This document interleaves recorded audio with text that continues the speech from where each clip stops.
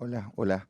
Bueno, muy bien, buenos días, muchas gracias. Muchas gracias a Sergio Fausto y a la Fundación por esta invitación. Es mi primera vez aquí y la estoy disfrutando enormemente, no solamente porque he venido acompañado de amigos muy prestigiosos de la Argentina, como Carlos, Nicolás y Pablo Gerchunov, sino también por los buenos amigos aquí en Brasil que nos han recibido. La presentación de Carlos Pañi me ha dejado en una situación un poco difícil, porque me ha presentado casi como el creador de un experimento tan extraño, que a veces me hace sentir que no sé si soy Dr. Jekyll o Mr. Hyde. Ustedes dirán después de la charla cuál de los dos personajes me puedo adaptar más. Pero bueno, ha sido un placer enorme escucharlo. Quiero que sepan que además de ser amigos personales, yo disfruto mucho cuando lo leo en sus columnas, que son las más leídas del periodismo en la Argentina, y mucho más lo disfruto cuando lo escucho acá a menos de un metro de distancia. Sí tengo que reprocharle que muchas de las cosas que él ha dicho desde el análisis periodístico y supuestamente aséptico tienen mucho que ver con la que me van a escuchar decir a mí, porque en definitiva de lo que se trata es brindarles a ustedes un panorama, un análisis de los primeros meses o los 6 primeros meses de un gobierno que es en sí mismo un desafío extraordinario para los que estamos adentro y para los que lo analizan y lo miran de afuera. Es un desafío extraordinario para la Argentina, porque es inédito, porque las cosas que ha dicho Carlos tienen que ver exactamente con esa realidad. La Argentina vive hoy un momento muy especial que no puede inclusive buscar registro o buscar refugio, incluso intelectualmente, en antecedentes o en escritos de situaciones similares. No hay literatura política o analítica vinculada a una transición como la de la Argentina, porque se ha escrito mucho sobre distintas transiciones en el mundo. Yo tengo registrado que se ha escrito mucho sobre feudalismo, la transición de feudalismo a capitalismo. Ahí están los escritos de Maurice Dobb. Se ha escrito mucho de las salidas de los regímenes autoritarios. Schmitter, un politólogo argentino que bueno, para muchos es el padre de la politología en la Argentina, que es Guillermo O'Donnell, que se escribió mucho sobre la salida de los regímenes autoritarios. Pero la verdad que sobre la transición entre un populismo con intenciones hegemónicas o con pretensiones hegemónicas a una república democrática de alta calidad y de alta densidad, no hay mucho registro, por lo tanto esto es un enorme desafío. E incluso vuelvo a agradecer la posibilidad de estar acá debatiendo esto, porque esto enriquece la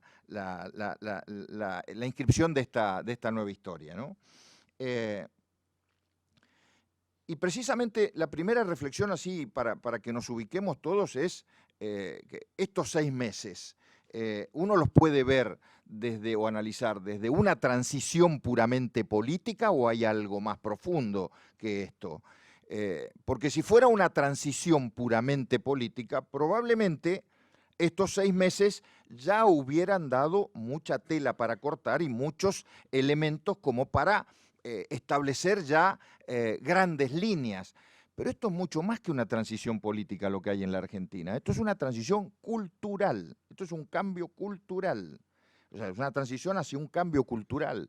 Y entonces digo, las transiciones políticas pueden explicarse mucho mejor en 100 días, pero las transiciones culturales necesitan mucho más tiempo, se pueden explicar recién con el correr de los años. Por eso me pareció muy buena la graficación de Carlos de que algún historiador allá por el 2090 podría hacer un análisis de la Argentina. Necesitamos más tiempo. A pesar de eso, hay algunas cuestiones que me parece son muy profundas y muy distintivas como para poder analizar.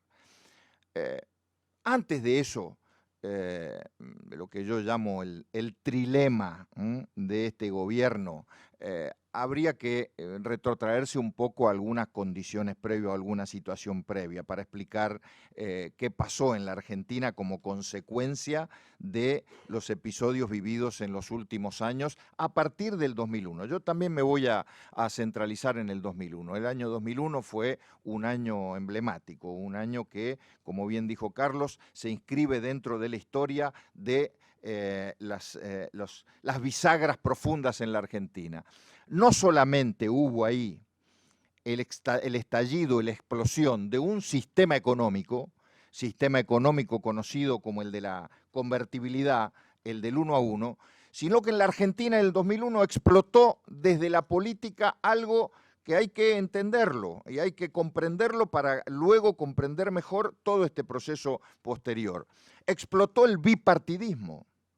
El bipartidismo que con sus vicios y sus virtudes, con sus matices, había caracterizado el sistema político en la Argentina durante muchos años, aún en los años en donde no había democracia, porque el bipartidismo seguía funcionando bajo la superficie, peronismo y radicalismo, radicalismo y peronismo, sosteniendo en esos años el espíritu democrático larvado o sojuzgado, mucho más en los interregnos en la Argentina desde 1930 a 1983, donde recuperamos la democracia, mucho más digo en los interregnos donde había democracia. Y así arrancó también en el 83, bipartidismo, insisto, con sus vicios, sus virtudes, sus defectos, pero bipartidismo al fin.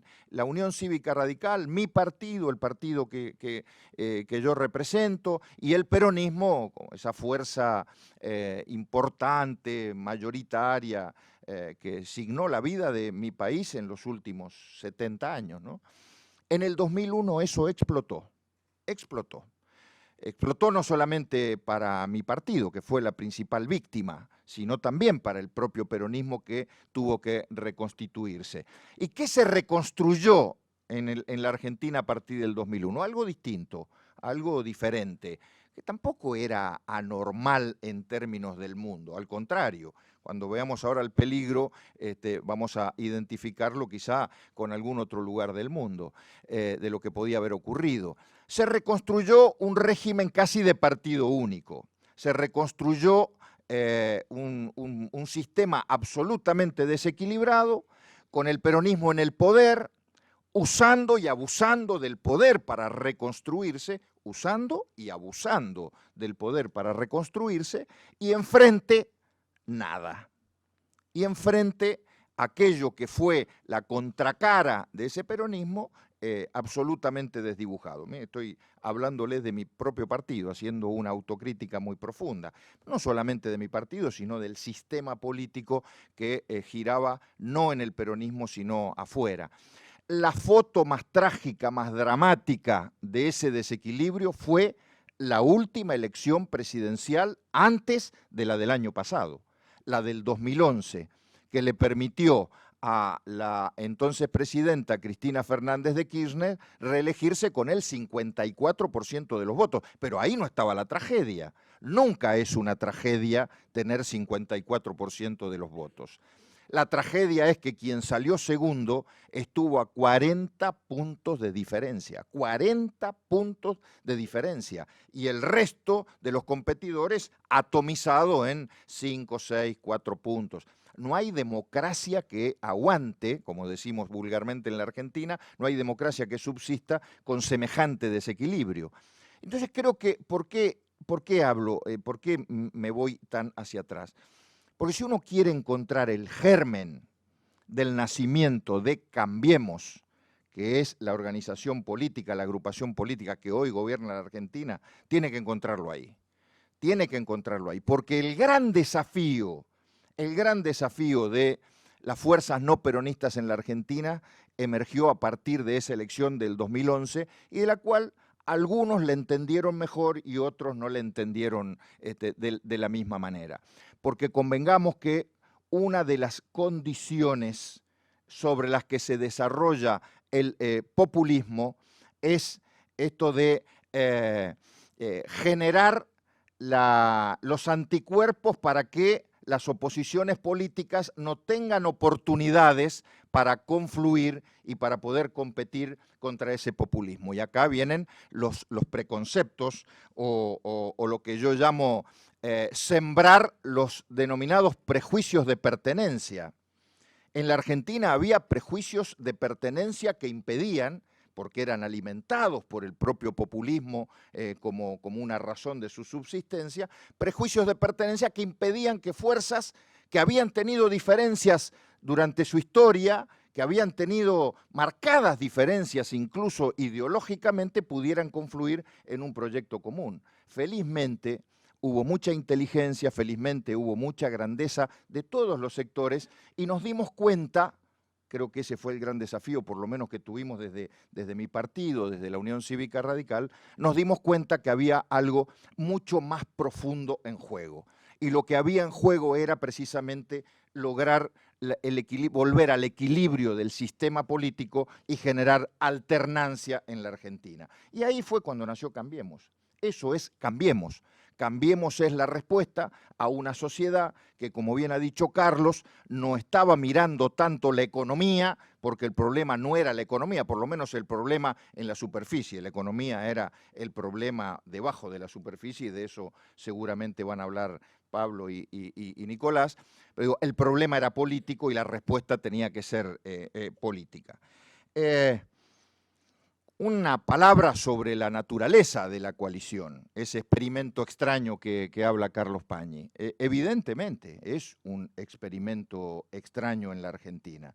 Una Argentina que venía con este esquema tan estructurado del bipartidismo se encuentra ahora con que hay una coalición que tiene componentes disímiles, una coalición que más allá de los componentes incluso distintos de las personas, de nuestras historias personales.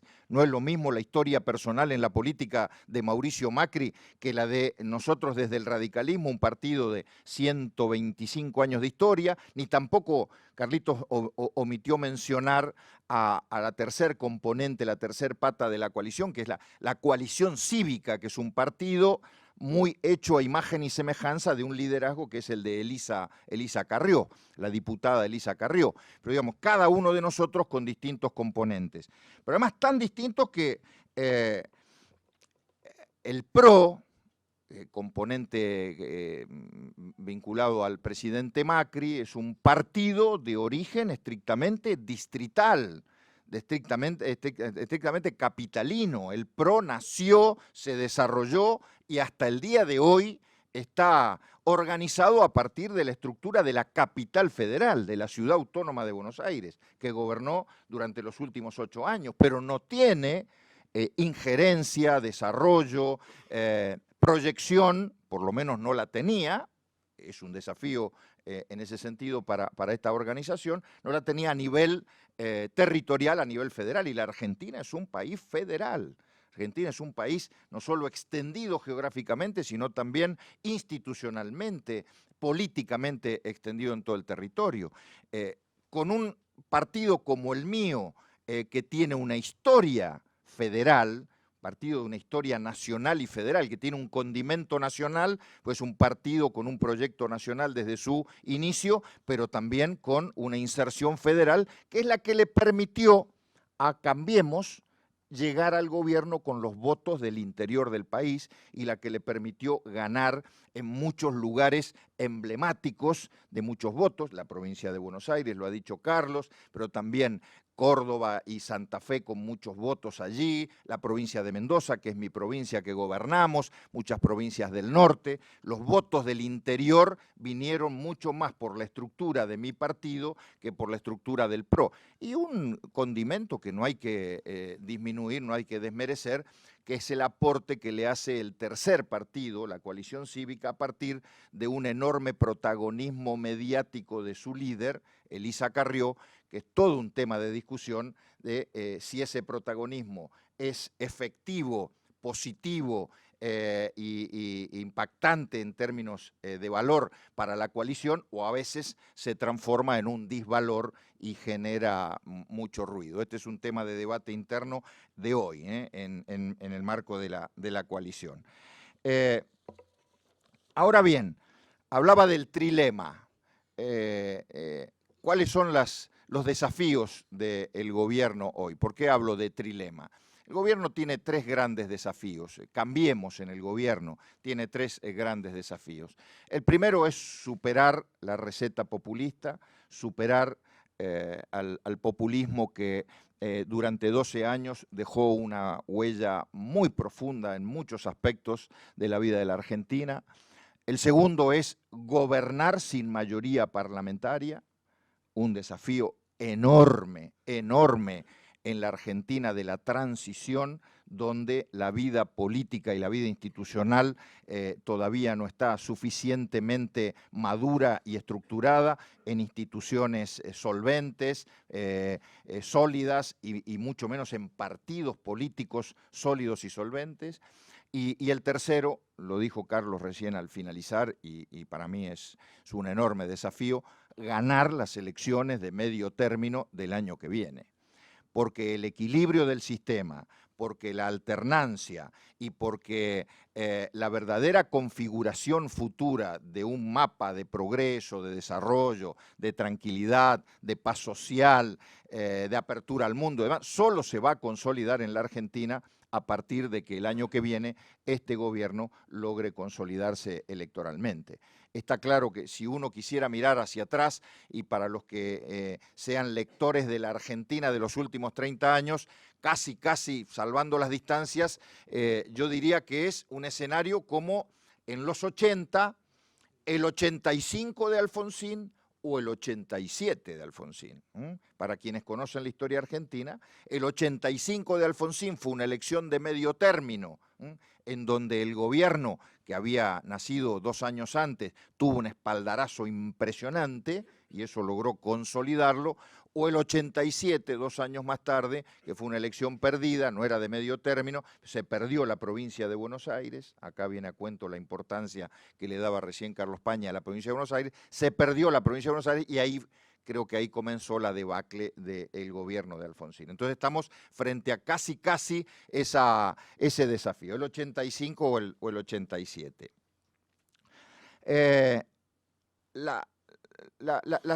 El primer desafío, podríamos hablar toda la mañana de esto, porque la verdad que es interesantísimo analizar en la Argentina cuáles son los efectos del populismo en 12 años y cuáles son las consecuencias y la manera en que este gobierno está encarando esa superación. Pero déjenme decirles que esto se ve, el combate contra los efectos del populismo a diario, minuto a minuto, en cada una de las decisiones del gobierno. La Argentina tiene muchos conflictos estructurales no resueltos, quizá como ningún otro país, fruto de esta volatilidad política y volatilidad económica que la ha llevado incluso a momentos de vivir esquemas pendulares, ¿no? Por ejemplo, la Argentina todavía hoy no tiene resuelto el rol del Estado y del mercado. Es una discusión profunda. Es cierto que la discusión entre Estado y mercado se da en todo el mundo, pero en la Argentina con mayor virulencia. Hoy cada una de las decisiones que se toman tienen que ver con la concepción que tengamos de Estado y mercado. Nosotros venimos de un proceso pendular en donde en los 90 nos fuimos hacia un extremo del Espinel, con el mercadocentrismo, creyendo que el mercado iba a poder generar y distribuir riqueza, y miren cómo no fue, y ahora en estos últimos años vivimos el otro extremo del péndulo, que fue el del estadocentrismo, donde nos hicieron querer creer que el Estado por sí solo podía generar y distribuir riqueza. Y entonces, en esos dos extremos del péndulo, hoy estamos discutiendo muchas cuestiones que tienen que ver con el rol del Estado y el rol del mercado. Y ocurren cosas que son muy ejemplificativas. Esta semana, por ejemplo, el gobierno tomó una decisión que todavía no está en los medios y tampoco es una decisión muy trascendente, pero que es importante. Es una decisión que aquellos que critican al gobierno desde la mirada estatista, si ustedes quieren, de que tiene una mirada muy liberal, conservadora o neoliberal vinculada a los 90 y que no cree en la presencia del Estado, esta semana el presidente Macri tomó una decisión que es la de comprar las acciones de una empresa estratégica que se llama Transener, que es la empresa que transporta energía y que fue privatizada en los 90 por el gobierno de Menem, que tiene el transporte de la energía de 500 kilowatts en la Argentina, monopólica, y que estaba en manos de los privados. Y que ahora uno de esos privados pone en venta las acciones, el Estado tiene el uso de la opción de preferencia, que tranquilamente el gobierno podría haber dicho, no, que siga en manos privadas, no queremos... Sin embargo, con una visión estratégica de la importancia que tiene esa empresa para la energía, para el desarrollo energético, para la federalización de un programa de desarrollo en el país, el gobierno, en épocas de restricción económica y donde hay también mucho cuidado sobre el impacto en las cuentas fiscales, el gobierno decide comprar esas acciones. Bueno, ayer yo estuve en el Congreso en una reunión con legisladores del peronismo que cuando yo les explicaba esto no podían creerlo porque gran parte de las críticas que desde los prejuicios se le hacen al gobierno es que este es un gobierno que no entiende el rol del Estado, al estilo del peronismo, ¿no? No entiende el rol del Estado. No. Lo que sí entiende el gobierno, que hay una nueva discusión sobre el Estado en la Argentina, que no tiene que ver con que si es de izquierda o de derecha, si es más grande, si es más chico. Es un Estado inteligente, es un Estado presente, es un Estado que se hace cargo de los nuevos desafíos. Y esto es todo un desafío en la Argentina. Discutir desde este concepto y no desde los prejuicios ideológicos o desde los ideologismos es todo un desafío en la Argentina.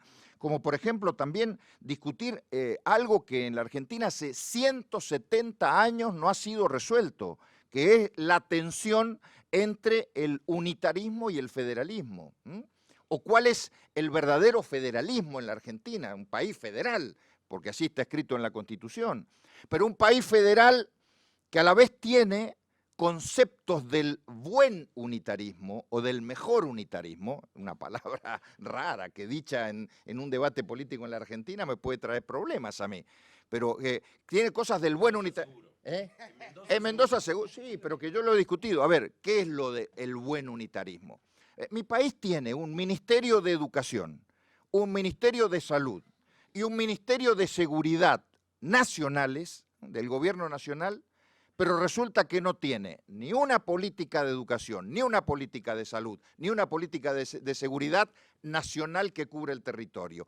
Esas políticas están descentralizadas en cada uno de los 24 distritos, entonces hay 24 políticas de educación, 24 de salud y 24 de seguridad. Entonces, esa tensión entre unitarismo y federalismo no está resuelta en la Argentina. Bueno, hoy se está intentando resolver a través de un concepto del federalismo que es un concepto que también estaba escrito, como tantas cosas están escritas y no cumplidas en mi país, que se llama federalismo de concertación y que tiene que ver con la segunda parte del trilema, que es gobernar sin mayoría parlamentaria, que es la relación política, fiscal, económica, desde todos los ángulos que se la mire, entre el gobierno nacional y los gobiernos provinciales. Gobiernos provinciales que en su gran mayoría, inmensa mayoría, son gobernados por gobernadores de signo contrario al gobierno nacional, que es el reflejo que hay en el Parlamento, porque esos gobernadores o esas provincias son los que han elegido los diputados y los senadores que hoy componen una mayoría opositora en el Parlamento. Entonces el gobierno tiene que discutir profundamente los conceptos, ya no teóricos, sino en la práctica del federalismo verdadero en la Argentina, pero a la vez tiene que conseguir mayoría en el Parlamento y además tiene que contribuir a darle gobernabilidad a gobernadores de signo contrario. Esto, dicho así, suena muy fácil. En la Argentina, por esto de un sistema político que fue destruido en el 2001, que se reconstituyó de manera desequilibrada y que estamos ahora en esta transición, es un tema cultural más que político. Porque esos gobernadores tienen que tener una relación con el gobierno nacional. Carlos lo decía muy bien.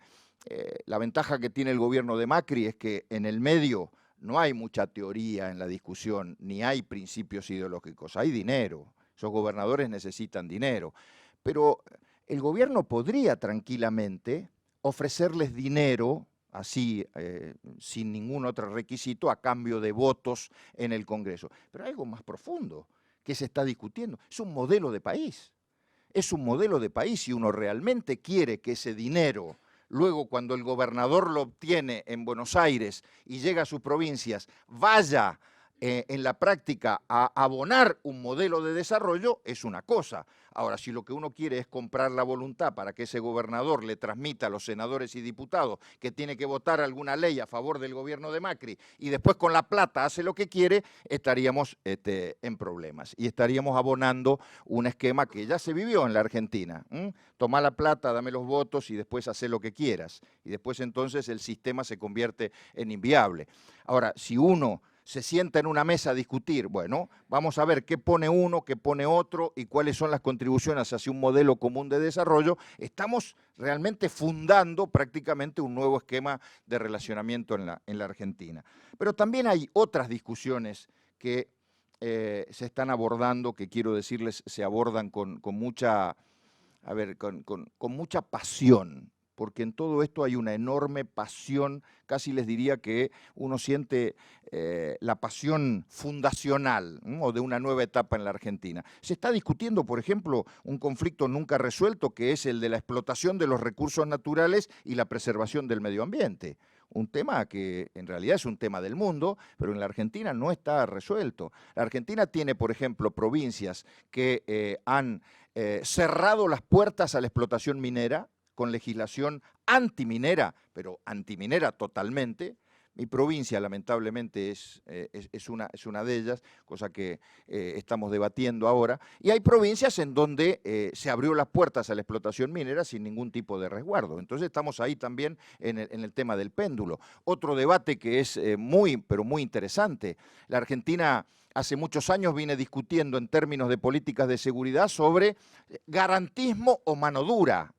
Entonces están los que se inscriben en el garantismo total y hay otros que dicen, no, frente a esto, mano dura. Otra vez los dos extremos del péndulo. Y hoy estamos confluyendo en debates muy profundos y aplicaciones prácticas de políticas que ni van en un extremo ni van en el otro. Un Estado presente, eficiente y sobre todo teniendo en cuenta cuáles son las prioridades y sobre todo las prioridades regionales, que es el combate contra el crimen organizado, la vinculación con los organismos internacionales como el de la Gafi, etcétera, etcétera.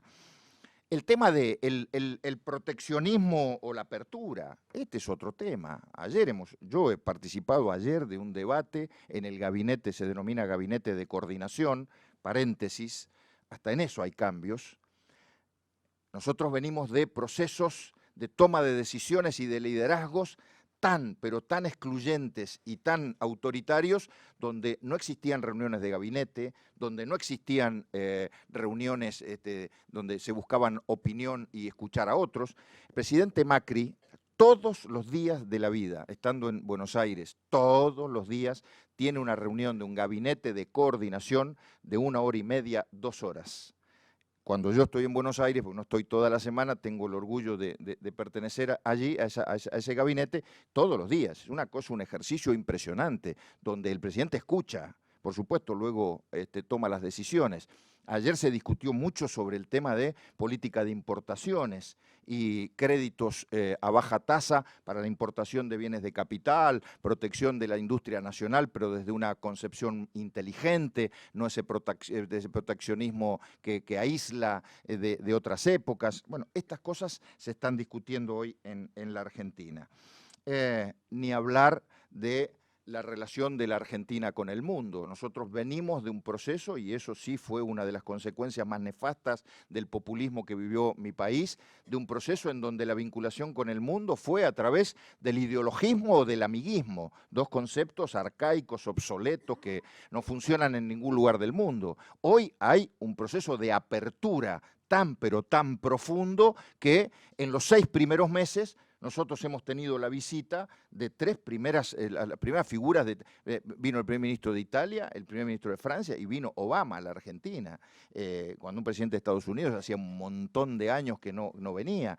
Y más allá de todas las valoraciones y todos los juicios de valor, porque por supuesto la presencia de Obama en la Argentina dio rienda suelta a que muchos detractores hablaran ya de otra vez aquella cosa arcaica del sometimiento al imperio y estas cuestiones de esa naturaleza. Pero digo, la Argentina hoy está en un proceso de apertura con el mundo muy, muy interesante.